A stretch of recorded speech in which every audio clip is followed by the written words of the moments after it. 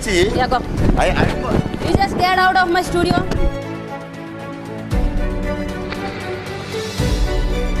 One of them maybe ముందు ముందు చేయొచ్చు కూడా, చెప్పలేదు.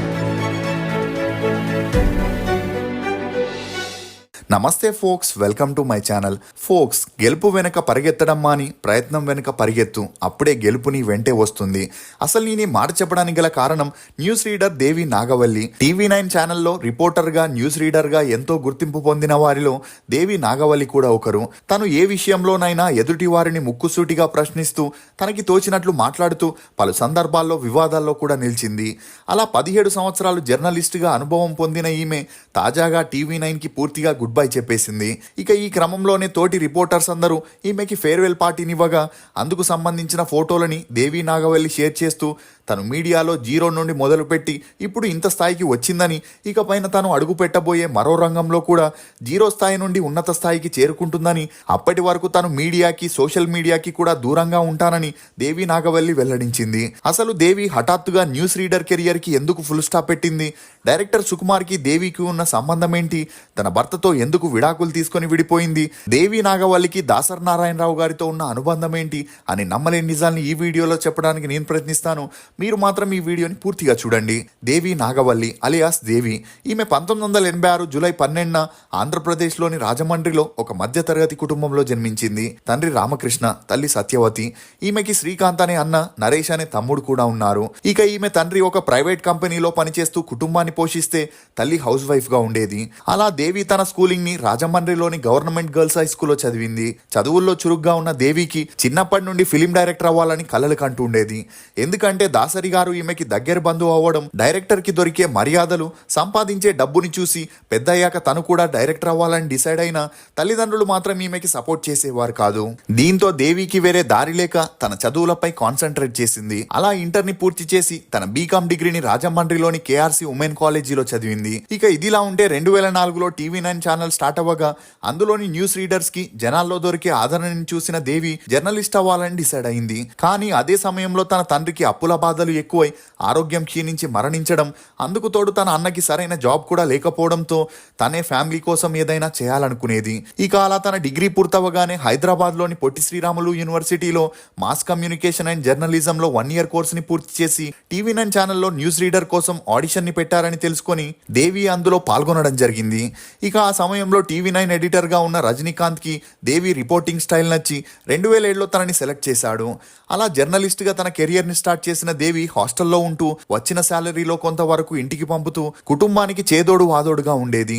అలా ఆ ఛానల్లో లైవ్ ప్రోగ్రామ్స్ చేస్తూ మరియు ఆన్ గ్రౌండ్ రిపోర్టర్ గా కూడా కొంతవరకు గుర్తింపు తెచ్చుకున్న దేవికి 2009లో నేషనల్ టెలివిజన్ అవార్డ్, 2009, 2010లో బెస్ట్ న్యూస్ రీడర్ గా నంది అవార్డ్ ని కూడా గెలుచుకుంది. అలా కొద్ది రోజుల్లోనే రజనీకాంత్ సపోర్ట్ తో టీవీ9లో స్టార్ న్యూస్ రీడర్ గా ఎదిగింది. ఇక ఈ క్రమంలోనే దేవికి యుఎస్ఏలో సెటిల్ అయిన అనిల్ అనే వ్యక్తి పెళ్లి కోసం తనని అప్రోచ్ అవ్వగా అటు ఆర్థికంగా ఇటు ఫ్యామిలీ పరంగా మంచి సంబంధం అని గ్రహించిన దేవి తల్లి మరియు అన్న తనకి అతనితో పెళ్లి చేయాలని డిసైడ్ అయ్యారు. కానీ తనకి మాత్రం కుటుంబం ఆర్థికంగా ఇబ్బందుల్లో ఉన్నప్పుడు తను పెళ్లి చేసుకుని వెళ్లిపోవడం సరికాదని అనిపించిన కుటుంబ సభ్యులు బలవంతం చేయడంతో 2013లో దేవి అనిల్ ని పెళ్లి చేసుకుని తన జర్నలిజం జాబ్ కి రిజైన్ చేసి యుఎస్ఏకి వెళ్లిపోయింది. ఇక అలా పెళ్లి తర్వాత అన్ని బాగానే సాగగా వీరి అన్యోన్య సంసారానికి గుర్తుగా 2014లో కార్తికేయన్ అనే కొడుకు కూడా జన్మించాడు. ఇదిలా ఉంటే దేవికి అత్తారింట్లో ఉమ్మడి కుటుంబం అవ్వడంతో అందరికీ వండి పెట్టడం, వారిని చూసుకోవడం రోజు రోజుకి కష్టంగా మారింది. అంతేకాకుండా ఆర్థికంగా కూడా తన భర్త పైనే డిపెండ్ అవ్వడంతో స్వతంత్ర భావాలు కలిగి ఉన్న దేవికి అలా జీవించడం నచ్చేది కాదు. ఇక అలా 6 సంవత్సరాలు భర్తతో అడ్జస్ట్ అయినా ఆ తర్వాత తన జాబ్ ని, ఫ్యామిలీని బాగా మిస్ అవ్వడంతో భర్తకి విడాకులు ఇవ్వాలని డిసైడ్ అయింది. ఇక అలా ఆ మధ్యలో పెద్దలంతా పంచాయతీ పెట్టి దేవి మనస్సుని మార్చేందుకు ఎంత ట్రై చేసినా ఎలాంటి ప్రయోజనం లేకపోవడంతో 2019లో అతనికి విడాకులిచ్చి తన కొడుకుతో హైదరాబాద్ కి వచ్చేసింది. అలా ఆ తర్వాత తనకి బాగా సపోర్ట్ చేసే రజనీకాంత్ ని కలవగా దేవికి మళ్ళీ టీవీ9లో రిపోర్టర్ గా జాబ్ నివ్వడం జరిగింది. అలా 6 సంవత్సరాలు దేవిని మర్చిపోయిన ఆడియన్స్ కి అర్జున్ రెడ్డి మూవీ సమయంలో విజయ్ దేవరకొండతో, VIP2 సమయంలో ధనుష్ ఇంటర్వ్యూలో కాంట్రవర్సీని క్రియేట్ చేసి నెగిటివ్ ఇమేజ్ తో దేవి కంబ్యాక్ ఇచ్చింది. ఇక అలా ముందులా కాకుండా చాలా సీరియస్ గా, ఫెమినిస్ట్ గా ఉంటూ అబ్బాయిల్ని టార్గెట్ చేస్తూ మాట్లాడడంతో ప్రజల నుండి ఈమె చాలా వ్యతిరేకతని ఎదుర్కోవాల్సి వచ్చింది. దీంతో జనాల్లో తనకి వచ్చిన నెగిటివ్ ఇమేజ్ ని పోగొట్టుకోవాలని దేవి దేవి బిగ్ బాస్ సీజన్ 4 కి వెళ్లాలని డిసైడ్ అయింది.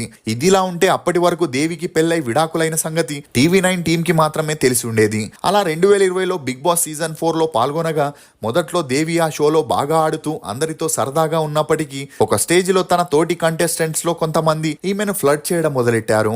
దీంతో దేవి ఓపెన్ అప్ అయి తనకి ఆల్రెడీ పెళ్లై బాబు కూడా ఉన్నాడని, భర్త నుండి విడాకులు తీసుకొని దూరంగా ఉంటున్నానని చెప్పడంతో అటు హౌస్ మేట్స్ ఇటు ఆడియన్స్ అందరూ షాక్ కి గురయ్యారు. ఇక ఈ ఇన్సిడెంట్ తో దేవికి చాలా నెగిటివిటీ వచ్చిందని చెప్పొచ్చు.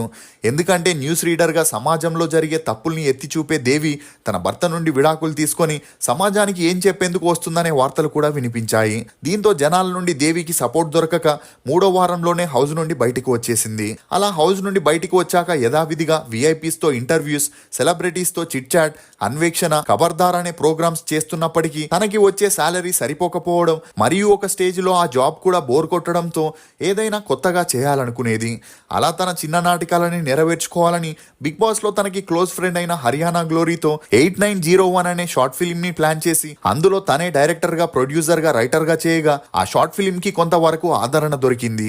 అలా అప్పటి నుండి సినిమాల్లో తన టాలెంట్ ని ప్రూవ్ చేసుకోవాలని ఫ్రీ టైంలో కొన్ని స్టోరీస్ ని రాసుకొని ఒకవైపు న్యూస్ రీడర్ గా చేస్తూ మరోవైపు ప్రొడ్యూసర్ కోసం వెతకడం మొదలెట్టింది. కానీ డైరెక్షన్ లో ఎటువంటి ఎక్స్పీరియన్స్ లేని దేవితో మూవీ చేయడానికి ఎవరు ముందుకు వచ్చేవారు కాదు. ఇక ఈ సమయంలోనే దేవి పుష్ప1 మూవీ టీమ్ ని ఇంటర్వ్యూ చేస్తున్నప్పుడు డైరెక్టర్ సుకుమార్ ని కలవగా తన దగ్గర కొన్ని స్టోరీస్ ఉన్నాయని, కథ నచ్చితే ప్రొడ్యూస్ చేయండి అని అడగడంతో అందుకు సుకుమార్ దేవికి ఎలాంటి ఎక్స్పీరియన్స్ లేకపోవడంతో తన దగ్గర అసిస్టెంట్ గా చేరమని, ఆ తర్వాత చూద్దామని చెప్పగా 2021లో పుష్ప2 మూవీకి దేవి అసిస్టెంట్ డైరెక్టర్ గా జాయిన్ అవ్వడం జరిగింది.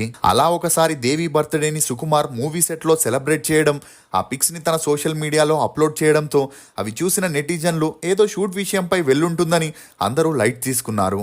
కానీ ఎప్పుడైతే పుష్ప2 మూవీ రిలీజ్ అయిందో టైటిల్ కార్డ్లో అసిస్టెంట్ డైరెక్టర్గా దేవి నాగవెల్లి పేరుండటం మరియు పుష్ప2 మూవీ పోస్టర్ ని తన సోషల్ మీడియా ఖాతాలో పోస్ట్ చేస్తూ thank you Sukumar sir, pan India block buster మూవీలో ఇసుక రవ్వంత పనిచేసిన నాకు కొండంత గుర్తింపునిచ్చారు. ఇది మీ గొప్ప మనసు, మీరు నా గురువుగా లభించడం, మీ దగ్గర పాఠాలు నేర్చుకోవడం నా అదృష్టం అంటూ సోషల్ మీడియా ద్వారా తను ఆ సినిమాకి అసిస్టెంట్ డైరెక్టర్ గా పనిచేసిన విషయం చెప్పుకొచ్చింది. అంతేకాకుండా పుష్ప2 సక్సెస్ మీట్ లో సుకుమార్ దేవి గురించి ప్రత్యేకంగా ప్రస్తావిస్తూ తను 3 సంవత్సరాలుగా తనకి అసిస్టెంట్ గా చేస్తుందని, దేవి దగ్గర చాలా కథలున్నాయని, ఫ్యూచర్ లో ఆమె దర్శకత్వం వహిస్తే తాను నిర్మాతగా మారే అవకాశం ఉందని చెప్పడం జరిగింది. ఇక అలా సుకుమార్ ఇచ్చిన మాటతోనే దేవి ఇకపైన మీడియాకి దూరంగా ఉంటూ డైరెక్టర్ గా తన సత్తా చాటుకోవాలని TV9 నుండి బయటకు వచ్చేసిందని చెప్పొచ్చు. ఇక ఆ ఛానల్ నుండి ఈమెకి ఫేర్వెల్ పార్టీని అరేంజ్ చేయగా అందులో రజనీకాంత్, సత్య, శిరీష, దీప్తి, ప్రణీత అని చాలా మంది పాల్గొని ఈమెకి బెస్ట్ ఆఫ్ లక్ చెప్పడం జరిగింది. ఇక ఇది చూసిన నెటిజన్లు ఇప్పుడున్న కాంపిటీషన్ ని తట్టుకొని దేవి డైరెక్టర్ గా సక్సెస్ అయితే ఓకే గాని ఒకవేళ ఫెయిల్ అయితే మళ్ళీ అదే రిపోర్టర్ గా పనిచేయాల్సి వస్తుందని నెటిజన్లు తమ అభిప్రాయాల్ని వ్యక్తం చేస్తున్నారు. ఫోక్స్ కష్టపడకుండా కేవలం అదృష్టం మీదనే ఆధారపడితే 100 జన్మలెత్తిన విజయాన్ని సాధించలేం. ఇది ఫోక్స్ న్యూస్ రీడర్ దేవి నాగవల్లి గురించి కొన్ని నమ్మలేని నిజాలు. ఈ వీడియో మీద మీ అభిప్రాయాన్ని కామెంట్ సెక్షన్ లో తప్పకుండా తెలియజేయండి. మేము చేసిన ఈ వీడియో మీకు నచ్చినట్లయితే ఒక లైక్ ద్వారా మీ సపోర్ట్ ని మాకు తెలియజేయండి. For more interesting videos please subscribe to CR voice. Thank you.